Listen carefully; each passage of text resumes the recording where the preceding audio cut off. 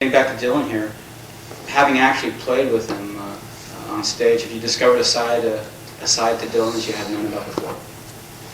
Well, I'm asked that. I never thought about Dylan that much. I never thought about how many sides there were. There's an album called I didn't know That's right. Another Side. Bob's just, I'm always asked to describe him as I say he's a nice bunch of guys, you know. Well, you must have found out something about him now that you're touring with him, though. I like Bob. I get along with him very well. And he's a good, sort of, hard to see someone as, people have certain images of people. They have images of me, they have images of Bob, and they have images of everyone, but really it's just sort of like a friend. A musician, I think, is probably the best description of Bob. A musician, you know, someone who really lives music, likes to play music, likes to get up and sing the songs, you know. I think that's probably the most accurate description. You don't feel any generation gap or anything with him? You know, I really don't. Is that right? I don't feel any generation gap. He has. It's kind of nice in a way because he's turned me on to a lot of music that I missed, like early folk music and stuff. I didn't know much about Woody Guthrie and Ramblin' Jack Elliott and people like that. And in the same sense, I think we kind of let him know about things that he didn't know about, you know. So, but no, it doesn't really seem like there's a generation gap. You know. Well, he seems like he's very open to new things. He's a pretty aware person. He's pretty aware of what's going on. Then again, people who know him says he can't really think in a linear manner. They're saying he's always coming up with non sequiturs and. Well, they don't know him. Okay. He makes a lot of sense then. Makes perfect sense. All right. Rather than dwelling on that there. It's the old ask a stupid question, you know. Clear up then. Yeah. You want me to dwell a little bit on this, your identity as a person from the South. You apparently come from Florida. Yes. And does that make any difference as opposed to, say, coming from another area of the South? Not where we're from. A lot of people, I think Florida's image is Miami, which is really, Florida's probably bigger than Japan. We're from the northern part, the swamp area. Alligators and palmettos, and it's really close. It's 2.5 hours from Georgia, where we live. So it's, you know, it's very southern. Florida's very southern, really, till you get to about Fort Lauderdale. Then it turns into New York on the beach. But I've only ever been to Miami 2 or 3 times in my life. Well, it was a 7-hour drive from where I live. Could Florida become your Indiana in John Cougar terms? I wouldn't do that. Really? No. It's easy to be a big fish in a small pond. I'm more interested in the world. Is your family still back there? My father lives there, and I have a few aunts and uncles there. My brother lives in Tallahassee now, but that's it. Do you think that's an effective kind of approach, putting the spotlight back on the small town? Well, I did it. Seems to be very in fashion now to do that. We're the kind of people that once it becomes fashionable, we'd rather move on than dwell on it. It's like all these people talking about American music and stuff. I mean, we were singing about that 10 years ago. Been American all my life, you know. I don't think it's important what country the music's coming from if it's good. I think that's sort of like just a way of the press having something to talk about, you know.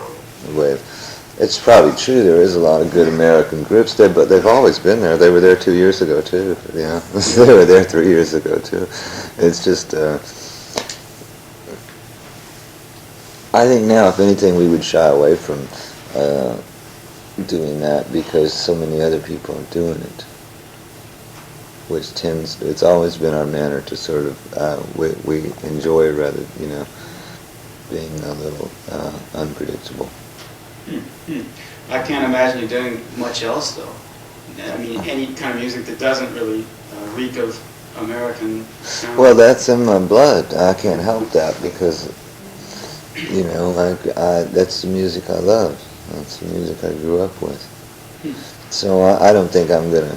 A lot of people thought that in Southern Accents that I'd gone a little wacky, you know, when things like that come around here no more.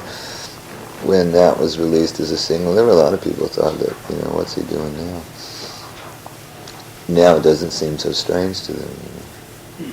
That was another question here. Was that the electronic sound of that? Was that owed to the contributions of Dave Stewart? Or was it? I don't think so. I think most of this album was done before David ever showed up.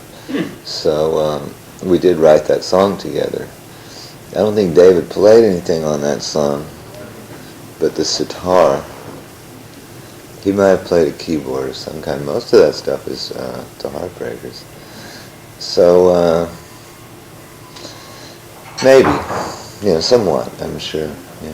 What were his basic contributions to the album, if you could sum them up? Well, the main thing that we did together was we wrote these 3 songs rather quickly. I had an interest in making a sort of a psychedelic sort of sound with some of the stuff, which David liked that idea quite a bit. And that single, we wanted to make a single, as per se, you know, something that was specifically meant to be a single. We worked for nearly 4 weeks just on one song. That song could have, depending on what faders were brought up, the whole arrangement could change, the whole beat could change. You know, there were 5 bass lines, 3, 4. It was just a real studio record, which both of us had been wanting to do for a long time. So that was really David's contribution. David came in, that album was 2 years in the making. It was originally intended to be a double album, of which the other album is still on the shelf. David came in near the end. I think his main contribution was a burst of energy, because we were all just a little bit burnt. And when he came in near the end, it was a good burst of energy, because he's a very energetic guy. He was very excited about what he'd heard then. Oh, yes, very much. And he did take a listen and said, oh, well, you could do this here and do that there, or was it basically just... Well, David always has an idea, whether it's good or bad. He always has an idea. Well, let's do this, you know, let's do that. And really, it was kind of like finding a new friend. We've become very good friends. He's actually my neighbor now. He's bought a house walking distance from mine. So it was kind of like, you know, when you meet a new friend, it sort of opens a lot of doors and makes everything fresh again.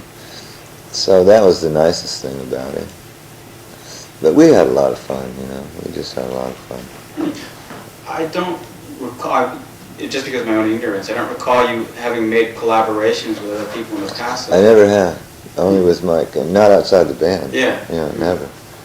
Never had. You talk about opening new doors. Could this mean more collaborations with other people? Or well, see, with this album, we originally, when we started out, we didn't want to do that, because we didn't want to be seen as me and a backing group. And we were very careful not to let anyone else in. It was a very closed circle of people. For the Southern Accents album, I thought, and we all thought from the beginning, why don't we let some of our friends play on this, or have some input, just to take, we wanted to take the music somewhere else. We thought, well, we've done the old 12-string and organ stuff, all we want to do it. Let's try to find something else. And I think it was successful in that we let a lot of people around, and it kind of woke us up. You know, having Jack Nietzsche there, or Robbie, or, you know, all these people. There were a lot of people, too, that didn't get on the album, that were around, you know. And it was a very creative thing. In the next album, I think that we'll probably go exactly the other way. And it'll be just the 5 of us again. Because they've all become fairly successful songwriters, you know. Almost all of them. And there's also Stan and Howie, very good singers, so I think they'll probably let them sing some of the songs on the next album. And I think it'll probably be more of just a straight rock album than Experiments. So these guys have basically matured while being members in the band then. I think that they've changed a lot from the outset. Well, they've certainly become the most in-demand session people there are.